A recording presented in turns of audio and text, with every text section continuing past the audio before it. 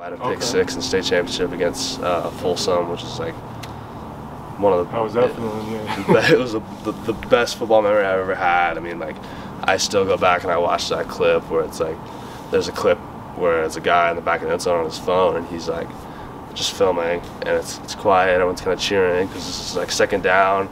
We just went 3 and out, and as soon as I catch it, it's like wow. You can hear it. It's like breaking the phone.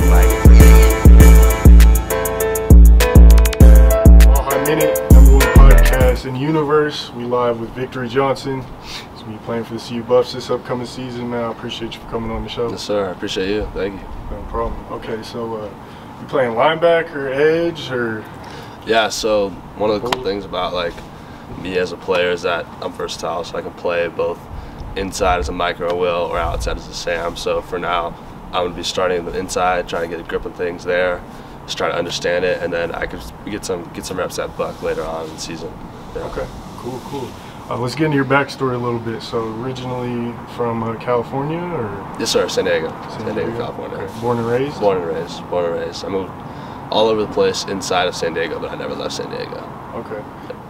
Were you like pursuing anything else before football, or has it always been football? I grew up playing basketball, baseball, and football, and I was always like a 3-sport athlete up until when COVID hit, and because California was so strict, we could only basically play 2 sports, and so my football season was 3 games, and then right after that I went straight into baseball, which I was taking more serious, so I dropped basketball after my sophomore year, and then because of the break from COVID, I was basically training for football for about a year and a half and got so behind in baseball, I just decided to focus on football because originally I was going to try to play both in college, but then baseball is such a repetitions game and people play all year long, so to like lose a year and a half, you get so far behind that. Yeah. And then ultimately, like, I fell in love with football. Like, there's no other sport that you only have 10 to 15 games a year, and where those games mean so much to you and the fans and everybody else. Like, there's not an environment like football. There's not. It's not the same. And like the team sport where it's like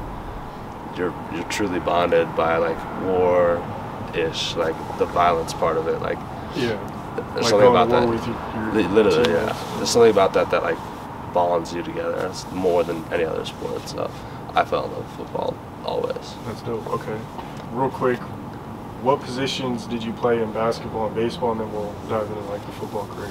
Basketball, I was always a center because I was a huge dude. I was always tall. I was always tall when I was a kid. I used to grow probably like 3-4 inches a year. So it was like, get in the paint, like get down there, catch some rebounds for us, go to the high point. It wasn't until I was probably like 12, 13, 14, like those years, like 7th, 8th grade, that I started moving to like point guard because I would sit there outside, and it's kind of where basketball's kind of like when I learned how to like grind. It was basketball and baseball. It was like I'd sit outside and I'd just dribble for like hours and hours and hours because I didn't want to play center. I didn't want to like just catch rebounds. I wanted to be like shooting. I wanted to be like the guy with the ball. So I'd sit there for hours and hours and I'd dribble until I had good enough handles where I could go in. And then freshman year I played JV.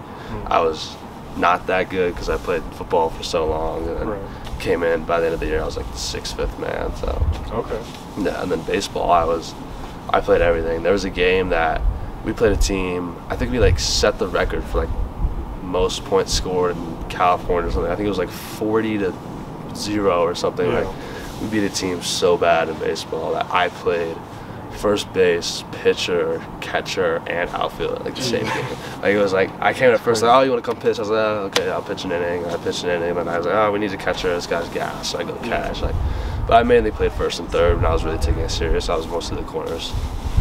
You played all 3 in high school at some point? Yeah. During COVID, you kind of transitioned to focusing on football.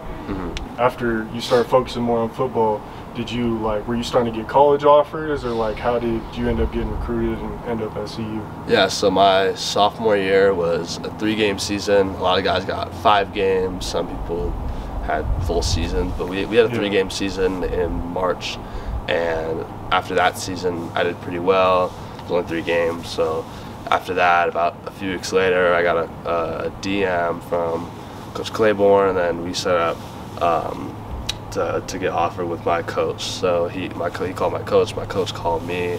He's like, "Hey, ASU just offered you," and so that was awesome. I got to start that relationship, off. ASU My was first in offer. Arizona State? Yes, Arizona State. Yeah. And so that was my first relationship that I got to start building. My first offer, and then I got the Under Armour camp invite, and then I got the Rivals camp invite. Did well at both of those camps, and then offers started coming in. So then I was at a smaller school, Bishops, and when I transferred to Cathedral, which is a bigger school, they're like top in San Diego, top competition. And so my first game, my scrimmage, as I was getting off the bus, this was like, I think before September, so I still couldn't talk to coaches. My head coach, as I was getting off the bus for the scrimmage, was like, "Oh yeah, I forgot to tell you, like, you've been offered by San Diego State, which is our hometown, which is kind of a big deal." So I was like, "Oh man, like that was my second offer." My third offer was from Coach Smith, the old staff at Colorado, which was about 2 weeks into my season. And then after that, the ball just kept rolling during my junior season. We did really well. Our defense was the best defense I've ever played for. Like we played really well, really fast. We flew the ball, won state. I had a pick six in state championship against Folsom, which is like one of the. How was that feeling? Yeah. It was the best football memory I've ever had. I mean, like, I still go back and I watch that clip where it's like, there's a clip where it's a guy in the back of the end zone on his phone, and he's like, just filming, and it's quiet. Everyone's kind of cheering because this is like second down.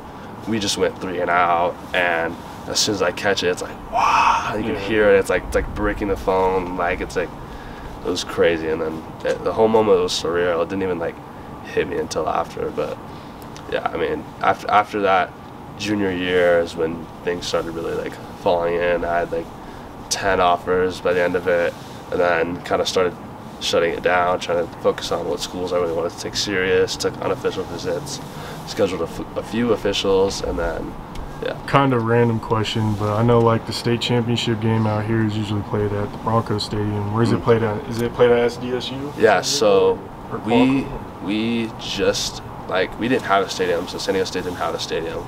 And then they built Snapdragon Stadium this past year between my junior and senior's year.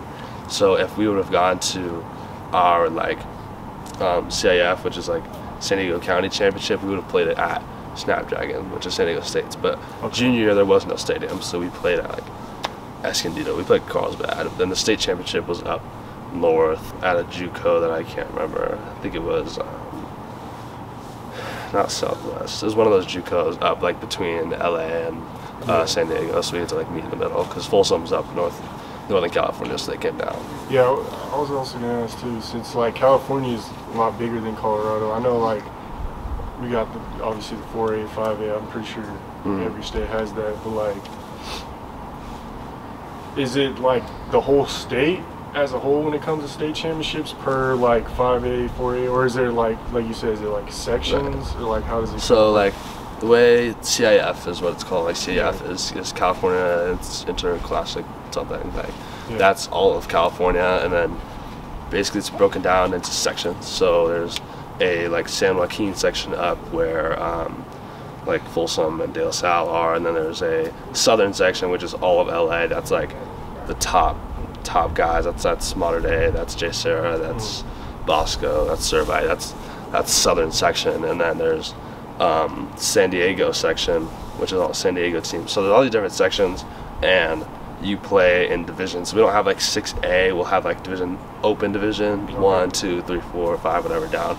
I think in like southern section, like LA, there's like 13 divisions or something like ridiculous. Some crazy amount because it's southern section, And so for the state playoffs, there's like a committee that once you win your county championship for your division, your section championship, then they will match you up against, in open division, San Diego, who's the best competition for Lincoln. It was Lincoln this year, and they picked whatever school, I forgot which one it was, De La Salle. And it's like, you guys are the best too. You'll play each other to go to the state championship, and then that's how they figure out the bracket system. But it's per division, and there's like a ton of divisions. But then the counties will play each other, and then we'll go up to state. That's dope. Yeah. So what made you decide to like go to CU then, out of all those different offers? Yeah, so for me it really came down to like I wasn't even going to take a visit to Boulder. I was kind of set on Washington, but something about what the culture was bringing, and it wasn't even a good culture at the time, but the relationship I had with Coach Smith at the time was a very, very good relationship. We'd call probably every week. It was very clear to me that I wasn't wanted. I was needed at the program. So I was like, okay, like I need to check this out. Like there's something about this place that's calling me here. And so I decided with my family, went out, took an official. It was the week that they beat Cal. So it was awesome. I mean, the stadium for a team that was 0-4 on a family weekend at a mid-afternoon game, and they sold out. Student section's going crazy. Like it's like that hard fans. Yeah, it's like I'm like, what other school has this? Like I'm looking at some of the other schools that were doing so well early on, and it's like nobody's there. Like the fact that the fans were so loyal is like, and I fell in love with Boulder as a city. San Diego is beautiful. Like it's always sunny. It's always like super nice. And like here, there's true seasons. Like in the summer, it's super nice. In the winter, it's gonna be cold. Like I wanted to experience like all of those things, and like Boulder's so beautiful, and the campus is beautiful, and then all the facilities are insanely nice. And I was like, talked to my family, and I was like, even if, because we knew like the coaching staff was gonna be changing, and so we had to like plan for that. But like as a university, as like a football program, with like all of the tools that they have, there's so much potential for the school and for me, and with NIL, even like with how loyal the fan base is, like there's going to be people there to support me, and there's early playing time in hand as well. So that's when I decided to